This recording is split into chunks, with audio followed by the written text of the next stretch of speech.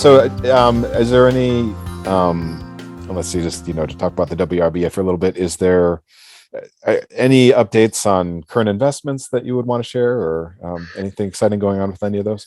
Yeah, I would say the types of investments that we're looking on with this drone opportunity is one of those. We sort of like what we see there. Will it come to pass? We'll see. I think we continue to see the good works going on with the Blue Line investment, that batteries. Yep. That's a project that we're now into our third level of investment, and they still need to go further. But that one has some real logistics issues with this availability of product and the shortage of that product from Japan, from China primarily. But there are some domestic suppliers, but they're more limited. But it fits right in. We're not going to control that technology. That's going to be controlled by the electric motive vehicles from Tesla and other people, the big car companies. Yeah. But we will use it for different application for batteries and lift trucks, which really have some advantage over the lead acid batteries. And then we have one that we're trying to revitalize. It's a opportunity in the healthcare area. And the opportunity is to eliminate these babies with jaundices sitting in these incubators, and the mother's sort of looking at them through the glass and maybe through an opening can touch the baby, to where this is actually going to surround the baby, swaddle, the mother can hold it, breastfeed it, do all these great things, and that can still be done in a hospital environment if it's very jaundiced, and possibly even in the home environment. So tremendous reduction in the cost of treating these type of babies. And this thing has been going slow. It's created by an individual while they were at university, and it's got a lot of support from the nurses in the neonatal areas. Yeah. And now we've got one of our potential investors that's in the purchasing area for a big hospital chain. And we explain this, say, hey, I think they could really use your business acumen to help them move this thing along, because they're more into the technical and getting a product scaled up. But they need to really understand how to get it sold into the hospital. And so he's very willing to do that. And so there's the type of thing where you got the guidance that comes in with the money, and that's important. Is that therapy? Yes, it is. Okay, yeah. And when you're talking through that, because we've talked a little bit about therapy, but I really like that. Talking about it just there gave me a really clear image of the emotive component, right? Which is a big theme that I hear you talking about. And it brought me back.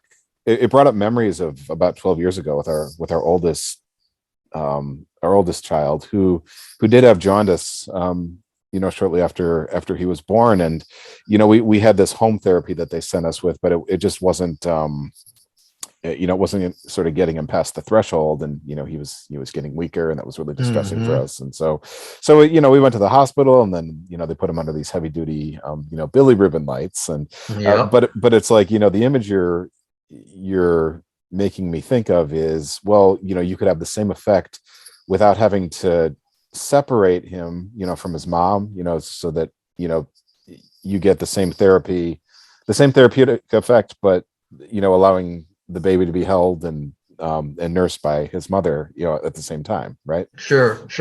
And that's such a powerful, such a powerful emotive component to that. And there's a very high percentage of new births that are having this jaundice. Some clear up pretty quick, some are more severe. Yeah. And what you need to do is have this all tested so it's safe for mother, for baby, and you can do that now with some of these LEDs. You can tune them with the right type of light that you need for combating that, and it's totally surrounding the baby. And so neat story. Now just need to make it available. Yeah, and that's the key thing. And now we need to get some of the commercial side of this going, because the technology side is pretty well been thought through and developed. Just need to get some manufacturing going, so then that can be approved by the FDA, the people that have to approve these. They don't need to go through the extensive approval process like if it were a drug for chemotherapy and things like that, but it is useful for device. This is something that comes into close to the body, and it's got to make sure it doesn't do any damage. I see. Yeah. And go from that. So that's a much easier certification. So we got to get that going. then build the distribution and the sales and those sort of things. Yeah. And right there leads us right to an international market, because the biggest market where this problem exists is in India. Okay. And one of the companies in India is a partner with us on this thing. They says, you get it sorted out in the US and we'll make it and get it all through the market here in India, because that's the market they serve, the hospitals over there. So these are the things you got to think about. It's how do you build a business quickly, but also fast, not only fast, but safely, and that you can protect it and grow, and not grow beyond your ability to fund it. And that it matches your resources.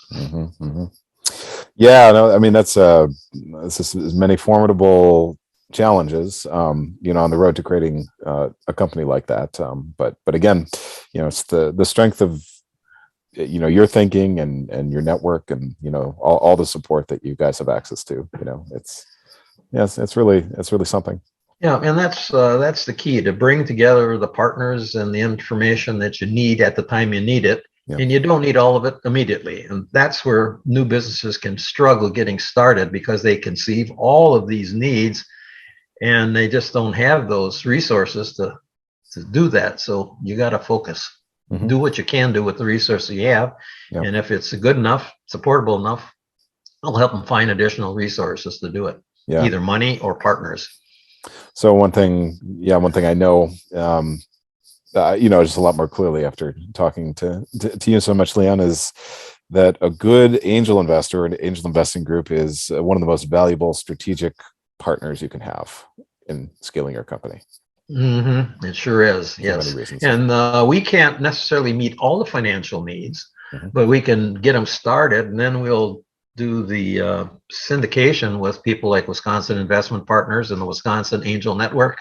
Yeah. And then you can go beyond the venture capital firms. And that's exactly where we are right now with that Pyron. We're now getting to this next raise that's going to be for $5 million. That's way beyond our capability to fund that. We'll be maybe a small part of that, just because we have an option to participate in those future rounds. But that's going to be a bigger venture capital firm that's going to have to supply the money. And we already have them invested in when we were in their last round. So they're already there. They're now willing to put in more money at a higher valuation, by the way. So that's sort of a nice program. Yeah.